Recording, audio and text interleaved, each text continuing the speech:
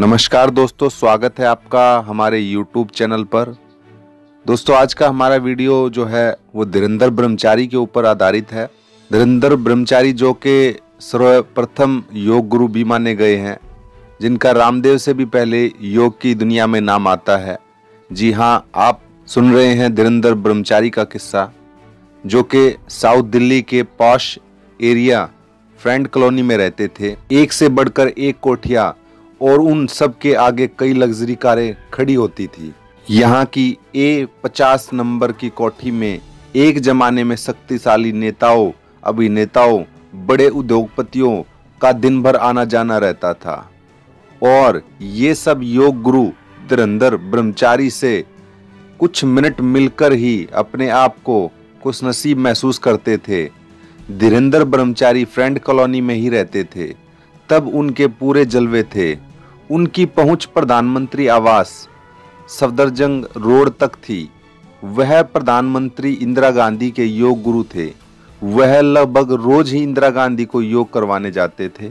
उनके सबसे प्रिय शिष्य थे बाल मुकुंद जी, जो कि उनके साथ ही प्रधानमंत्री आवास पे जाते थे इंदिरा गांधी को योग सिखाने के लिए।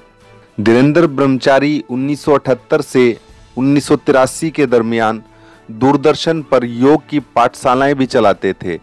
उसमें वह अपने शिष्य बाल मुकुंद से विभिन्न योग क्रियाएं करने के लिए कहा करते थे। आजकल महिपालपुर में एकांत जीवन गुजार रहे बाल मुकुंद ही धीरेंद्र ब्रह्मचारी के साथ R.K. धवन, बूटा सिंह, यशपाल कपूर वगैरह की क्लास लिया करते थे। दोस्तों, धीरेंद्र ब्रह्मचारी ने अपने तमाम शिष्यों में बाल मुकुंद को दूरदर्शन पर योग प्रसारित होने वाले कार्यक्रमों के लिए चुना। 30 अक्टूबर 1984 को हुई इंदिरा गांधी की हत्या से धीरेंद्र ब्रह्मचारी टूट गए। उनकी देखरेख में ही इंदिरा गांधी की अंत्येष्टि की गई, लेकिन इसके साथ ही उनके सितारे गर्दिश में आने लगे। दूरदर्शन पर उनका कार्यक्रम बंद हो गया। उस कार्यक्रम में उन्हें अखिल भारतीय स्तर की पहचान दिलाई थी। यह बात बहुत कम लोग ही जानते थे कि बिहार के मधुबनी जिले से संबंध रखने वाले धीरेंद्र ब्रह्मचारी नेहरू जी के दौर में दिल्ली आ गए थे। वह पहले 3 मूर्ति भवन में इंदिरा गांधी को योग की बारीकियां समझाते थे। बाद के दौर में वह इंदिरा गांधी के सलाहकार की भूमिका में भी आए। इंदिरा गांधी की मृत्यु के बाद उनके पास समय ही समय था।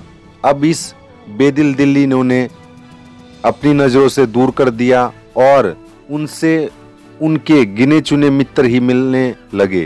धीरेंद्र ब्रह्मचारी मीडिया से भी खफा रहते थे, क्योंकि वह उनको लेकर तमाम नेगेटिव खबरें छापती थी, जिस वजह से भी धीरेंद्र ब्रह्मचारी पत्रकारों से बच के रहते थे। कुछ खेल पत्रकारों को अपने घर में बुलाकर वो कहते थे कि योग को देश में खेल का दर्जा मिले तो बात बने।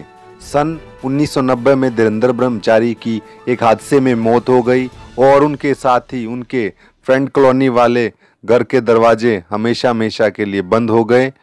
और धीरेंद्र ब्रह्मचारी के बाद भी देश में योग गुरु आते रहे, लेकिन राजनीतिक दायरे में उनके कद की बराबरी कोई न कर सका।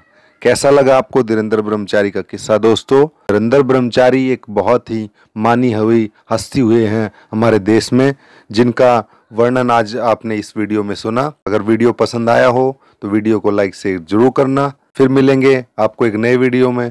तब तक के लिए जय हिंद, बाय बाय।